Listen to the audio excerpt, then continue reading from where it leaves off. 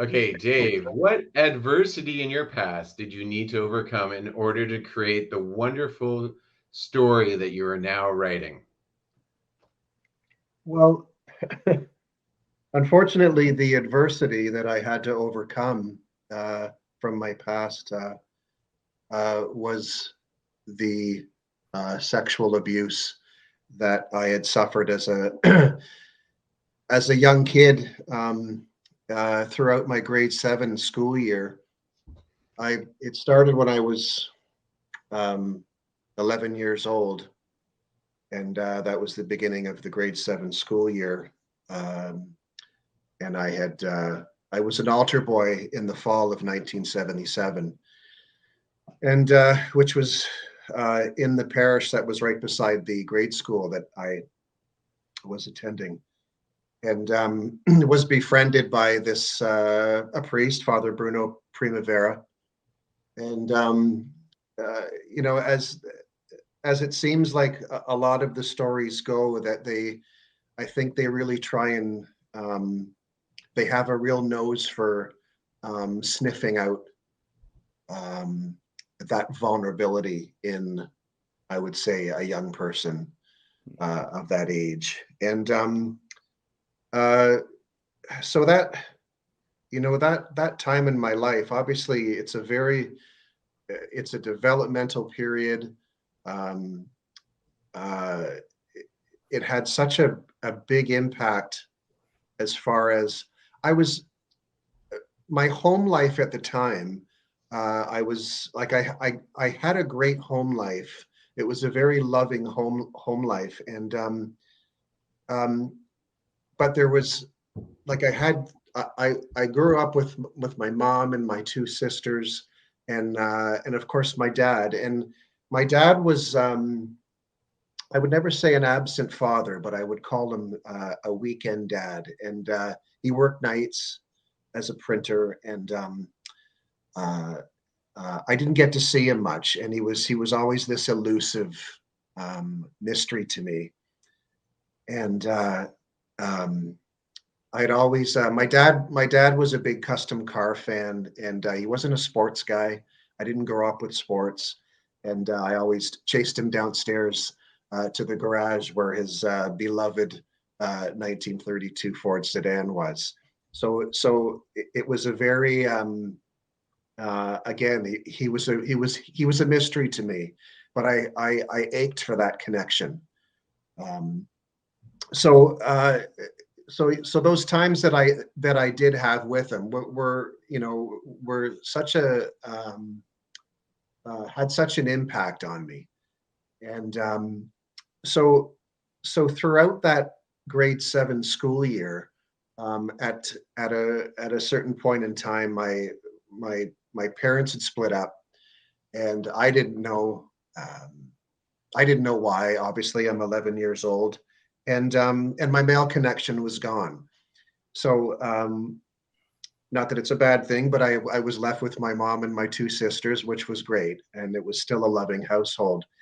But that male connection, I really, um, it was a real absentness in me. It was that sort of uh, hole, one would say, in me. And so I found that in Bruno Primavera, being an altar boy. And uh, you know, whatever he saw in me, whatever he sniffed out, uh, I will never know. But I know those guys have a real keen sense of whatever to do that. And of course, I loved the attention that he gave me. I mean, I see it now for what it was.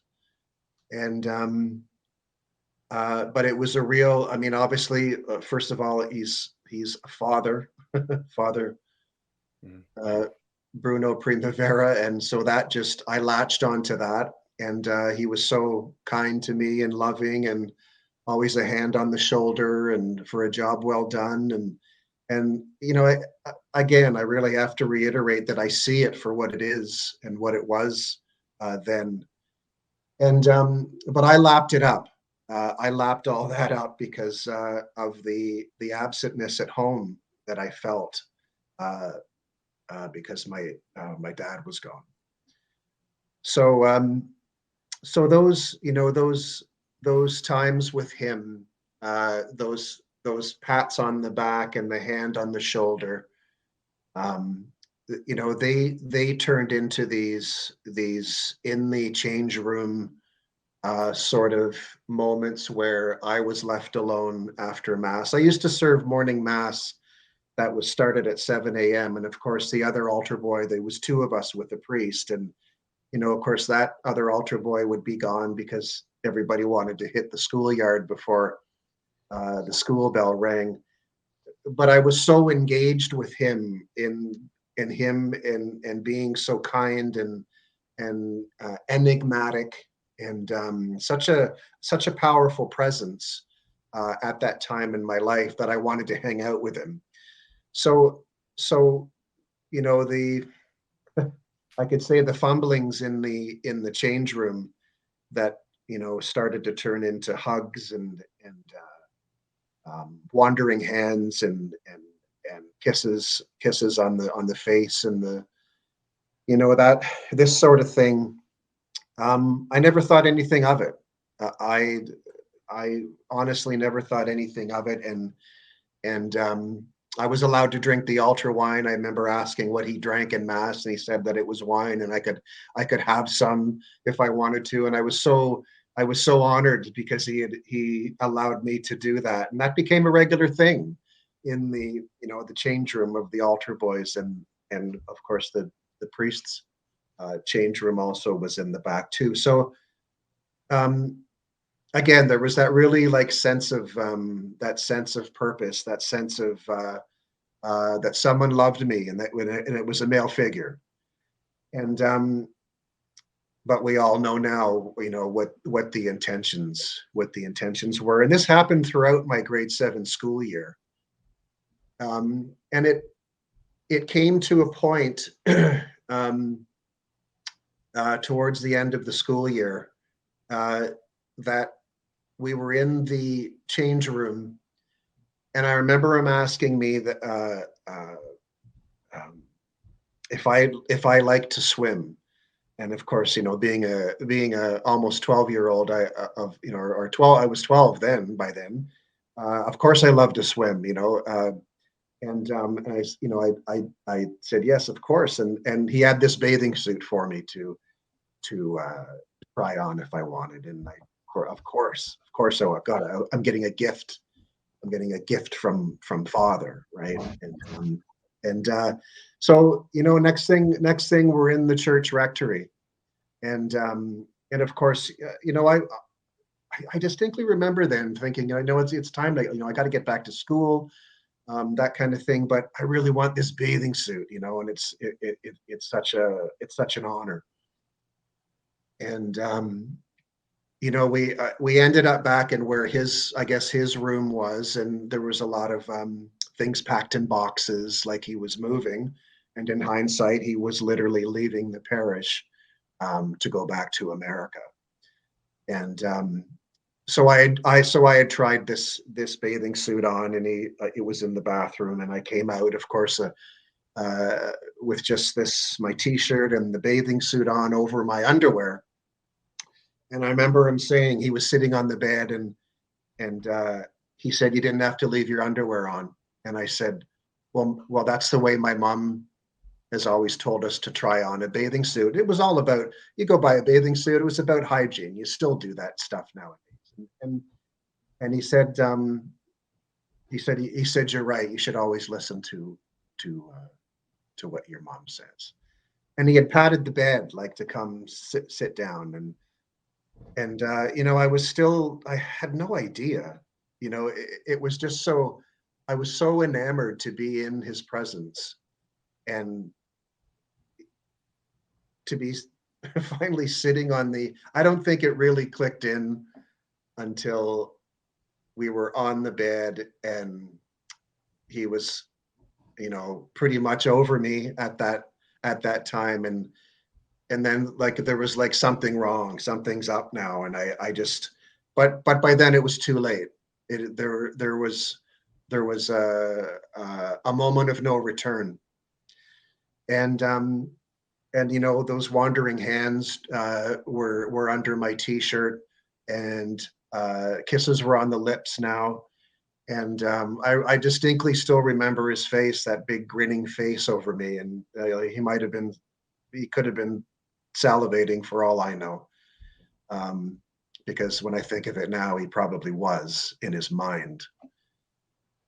And, you know, hands hands down my pants, and trying to penetrate me with a finger.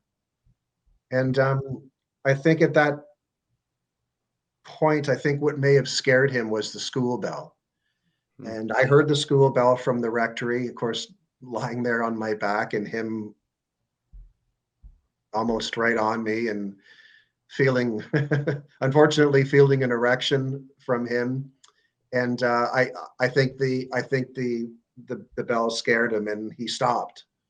And to this day, I don't know, if the bell hadn't have gone off, what else would have happened. But he wrote me a note. He wrote me a note for my teacher, and um, off I went, and I left, and I went back to my grade 7 class, and I was walked across an empty schoolyard, because everybody was already in class by then, and I went to my class and handed my teacher this note. And I had such a crush on my grade 7 teacher. She was my best. She was my most favorite grade school teacher. And she looked at it and read it, and said, "Okay, take your seat." And I read that note. I read that note walking across the schoolyard, and it said, "Please excuse David for being late. He was helping me." And I never forgot that letter. Um, so what followed after that, the fallout uh, from all of that was, um, it started with a real disconnection in school. Um, I remember being taken out of class in grade 8 to do some test, like I had some, um, maybe like a learning disability. And I thought, why is it just me that's being given this special treatment? By then, the dissociative behavior that I was experiencing. I mean, I daydreamed a lot back then. I just hated authority, uh, the teachers, the principals, and to top it all off, I was given a note. Like, there was two of my buddies, three of us all hung out together, and they had passed me a note one day saying that they didn't want to hang out with me anymore. And I didn't know why. I don't know why to this date. And I know it's a real challenging part in kids' life, grade school, and all the, very confusing. But and of course, not knowing what had happened, it only furthered my descent, I guess I could say, into, um, I'm not good enough, um, the low self worth, what's wrong with me. Um, so so those feelings, just carried on, um, towards high school, and of course, reckless, destructive behavior in school that started in grade school. Um, my dad was finally back in the household by then, uh, and it wasn't long before I had left my first high school. Almost asked to leave because I was implicated with the theft of audiovisual equipment, and I just wasn't getting high school. Um, and I remember the only sports I ever took was wrestling, and for some reason, and I'm saying this, um, I'm being completely, what's the word I'm looking for? Anyway, rolling around on the mat with guys just wasn't feeling right, and there was something up with that, and I just it wasn't quite for me. And when my dad didn't come to one of my matches, I just said, the hell with it. And Mm. but I had met, but I had met a guy in school. We started hanging out. I left all my grade school buddies behind, and his name was John, and we were hanging out a lot. And we'd ride the bus together and go back to his place. And I found out that his interests in me were more than just being a friend. And him and I ended up having this sexual relationship that I didn't see there was anything wrong with that, because I had already my first sexual experience was with someone that was 20 years older than me, and I was only 12, and it was with a man. So I thought just that's what boys do, and so that carried on until my mom. He was at my place one day, and my mom walked in on us, and John was staying over for dinner one night, and she walked in on us, but didn't say anything. And anyway, my folks had sat us down, and my mom told John's mom, uh, and my dad. Finally, my dad said to me, "I just said to John, I'll just never be able to look at David as a man uh, anymore." And those words crushed me, because the guy that I was so assiduously uh, bent on getting to know thought I was homosexual. So that that started the rift between my dad and I. At a very young age, I was 17,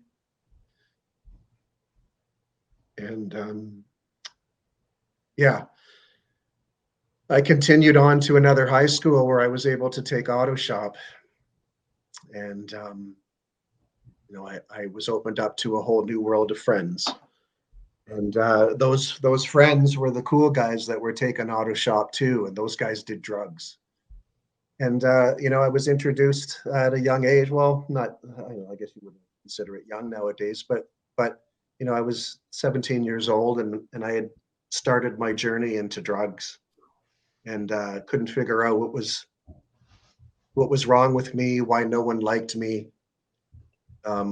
When actually, it's not that they didn't like me. It was, Dave was always the trashy mess that was upset when we were partying, and I ended up using alone. I started using alone in my room. I mean, not in front of my parents, obviously, but I'd be very high coming home and going in my room, um, uh, and there was always that. I had this interest in girls. All the girls were noticing me in later high school, grade 10 grade 11 and 12, and it was 11 when I started the other high school, and it was like I was so interested in girls, but my head was saying, like, what are you doing? Like, you're a fag. And I don't mean that and I don't mean saying that um, in a bad way or anything. It's that was my head, and I was so frightened. Uh, my head was all over the place back then, and um, so there was a lot of confusion. The sexual confusion in me was so huge, and um,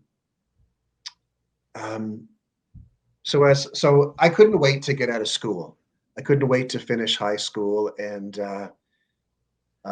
got my grade 12. I opted for getting my diploma in the mail, like, because I couldn't just stomach going to the prom kind of thing. And um, yeah, I started my career with the railway fairly soon after high school. It was close to a year after high school, because all the railway required was a grade 12 diploma. Even though I was so amazed by academically driven careers like an architect or forestry or I just thought I wasn't good enough to continue on with school, let alone even becoming a mechanic, because I'm such a car guy, but I'm not a mechanic. And uh, so I don't want to say I just took what they gave me, because I had a really great career with the railway, with Canadian Pacific. And in fact, I didn't think I'd last 5 years, let alone almost 35 years. But as I hired on there, uh, I was doing drugs, riding the rails. Uh, I think of it now as CP's tracks go through Toronto, North Toronto, and the times that I was high going through Toronto, and I used to think, God, if any of these people that lived around here, and one of the neighborhoods was Rosedale, thinking, oh my God, like if they only knew. And that thought was always with anybody I met. If they only knew me, Mm. that they wouldn't like me. Um, and I had a lot of fear of failure and fear of success. And I was always in that limbo. And drug abuse is what really calmed everything. So I thought. And as the '80s moved into the '90s, I had taken a trip to England, and I was uh, visited someone there that means a lot to me, and she's still here. She's here now, and but over a very long journey, and uh, she got pregnant, and that didn't work out. I don't have any kids, but I think the emotional impact of thinking that I could have been a father, and but I thought that my childhood was stolen from me, and I felt like much like a childlike. I'm not childish, but I can really act like a kid a lot, and I love it. And it was something that I still feel it in me to this day. And so it's like I missed that opportunity to be a dad. I mean, I'm 57 years old now, and I feel that. I feel that. So, so I was introduced to. I ended up marrying someone in the early '90s that introduced me to crack cocaine, and that became my lifelong friend. My marriage failed for obvious reasons after 5 years, and I moved out of. I grew up in Scarborough. I moved out of Scarborough and came to the West End in '99 in Toronto, and I've been here ever since. But um, geographic change doesn't change anything, and I brought me with me, and boy, I brought everything Yeah. and all the destruction that crack addiction uh, has with it. And even though I didn't, fortunately, I didn't die from it, but I had a spiritual death, and it feels like an emotional death. Um, and so I just carried on, not being able to fill this gigantic hole in me. And I attended my first. I turned myself in at work um, in 2001. They sent me to a treatment center downtown, and that was we used to call it the spin dry because it was only 3 weeks. And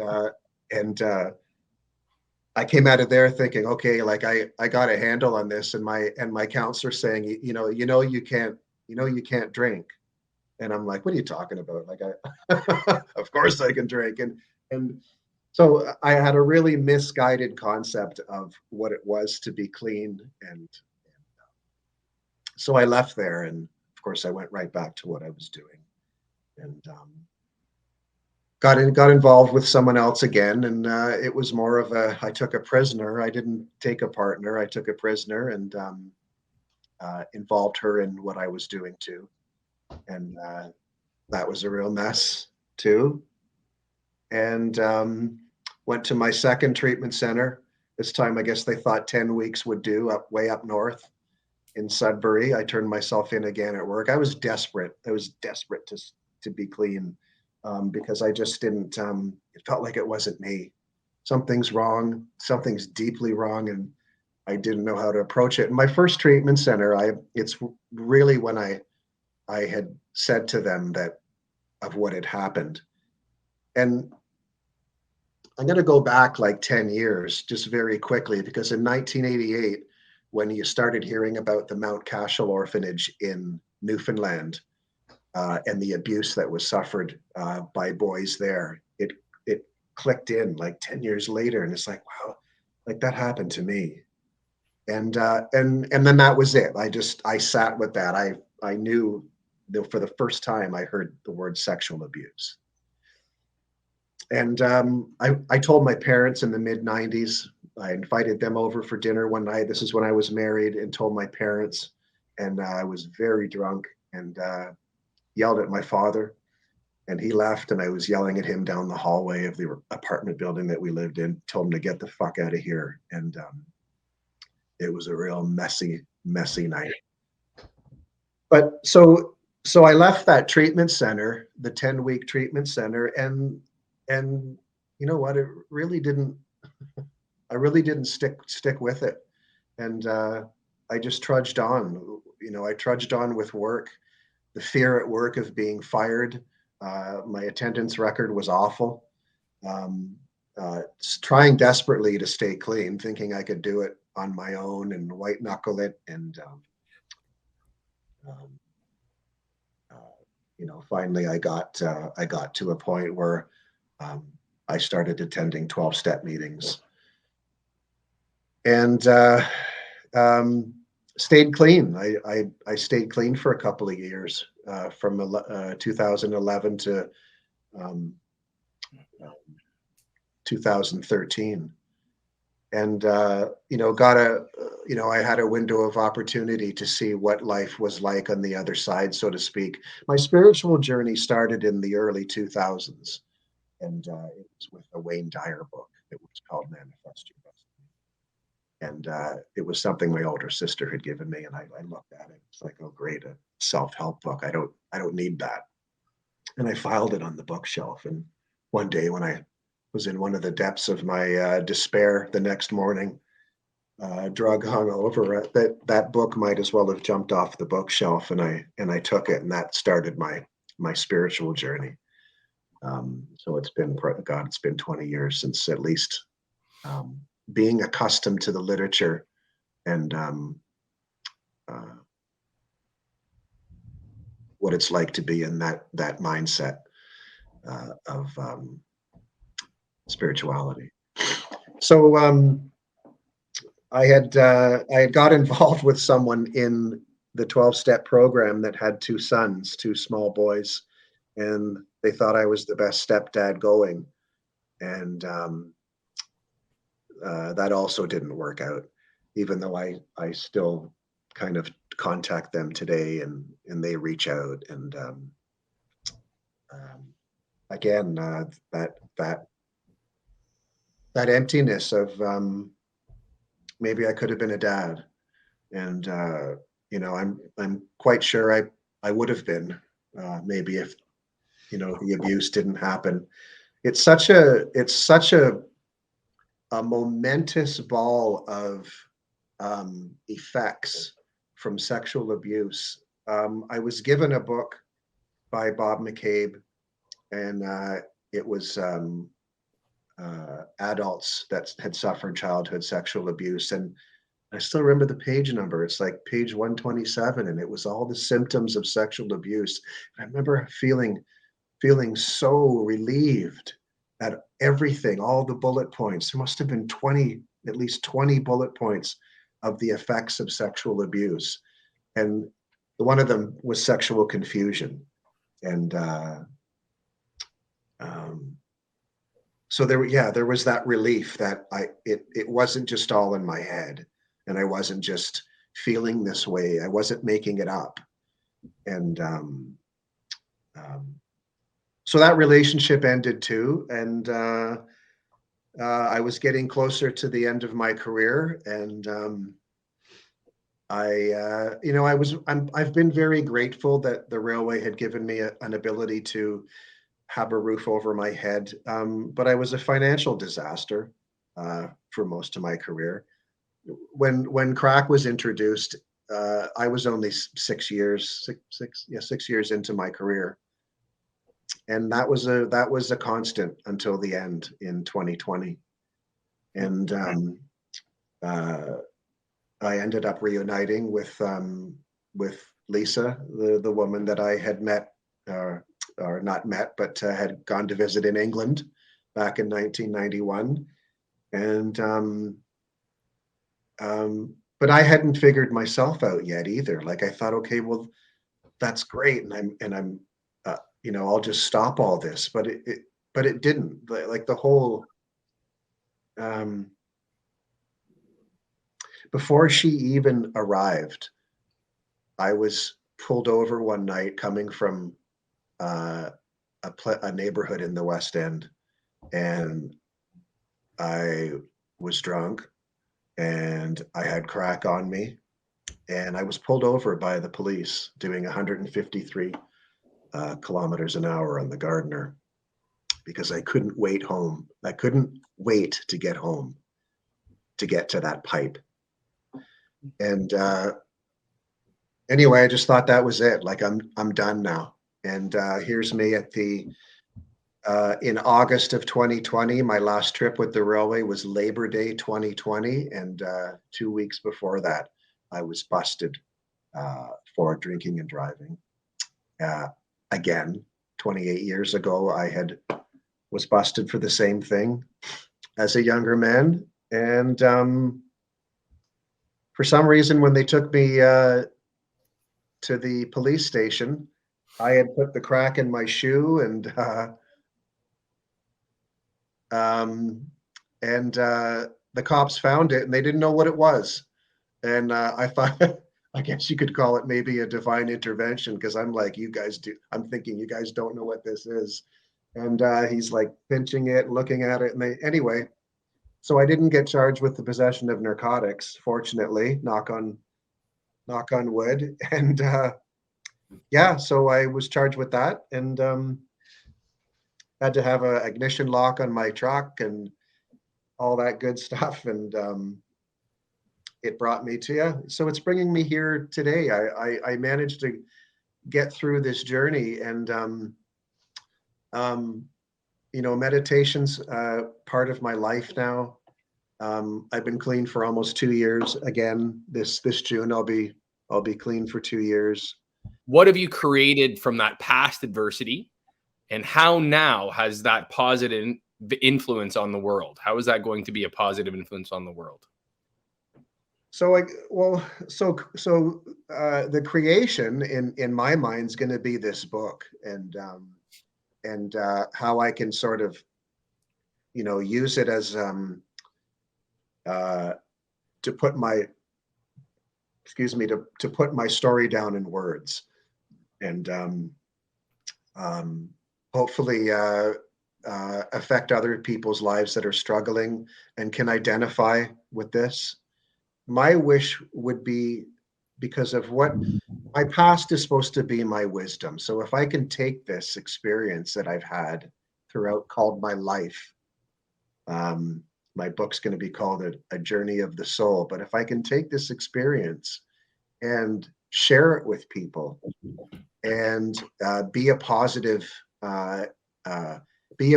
influence, have a positive impact on anybody that's struggling with this kind of thing. The unfortunate part is that it's a hard thing for men to talk about, and I'm so grateful for the RSI, Bob McCabe's recovery speaking initiative, and when we, when what was there was about 5 of us, including Bob, that started the Thursday night Zoom meeting.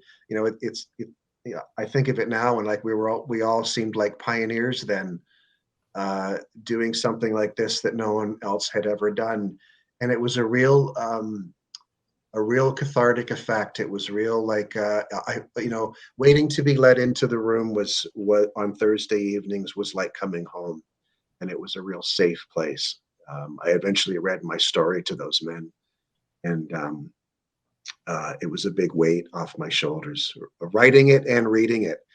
So as far as the positive outlook and positive impact, I can see myself affecting others in a very positive way through sharing my story, my experience, strength, and hope, they call it, that I used to hear it be called in the 12-step meetings. And yeah, that's what I see. I personally see myself on a stage telling my story, and I've seen that for a while. So how that looks or how that's going to come about, I don't know, but it feels very real, and I'm more than willing to pass on that power of positivity through the wisdom of the past. Well, Dave, I just want to welcome you to our stage, to our little podcast here, and in the future with what we're building here with Recovering Speaking Initiative, this beautiful roundtable where we're going to share people's hardships and experiences in sexual assault and how that's turned into such a positive light, much like you, this wonderful book that you're writing. That I agree with you. It's hard for men to share when something's gone, such as sexual assault or abuse of any kind, because we're always supposed to be so like stoic and I think once men start sharing and we start reading books like yours, you're going to like just open up people and open up other men and teach them how to move forward. And I just want to thank you for sharing such a beautiful, not a beautiful story. It's beautiful that you can tell it. It's not a beautiful story. It's a hard story, even for me to listen to. It was a hard story. I could not imagine living it or telling it. And I think you're so wonderful and brave for sharing that with us. And I think you're wonderful and brave for sharing your story with strangers in order to help them. And I thank you for joining us. Well, thank you for saying so. And it just gives me like when you said sharing your story with strangers, I don't. It's such a it is a powerful story, and I love that it's got a I don't know, I guess I can say a bit of a happy ending, and I don't know where my journey's taking me, but it's all about the great unknown for me. Perfect. And whatever it is around the corner, I'm ready, willing, and able. So again, that sort of feeling of being on a stage and sharing my story, whether it's big or small, maybe it'll turn into a screenplay. I don't know.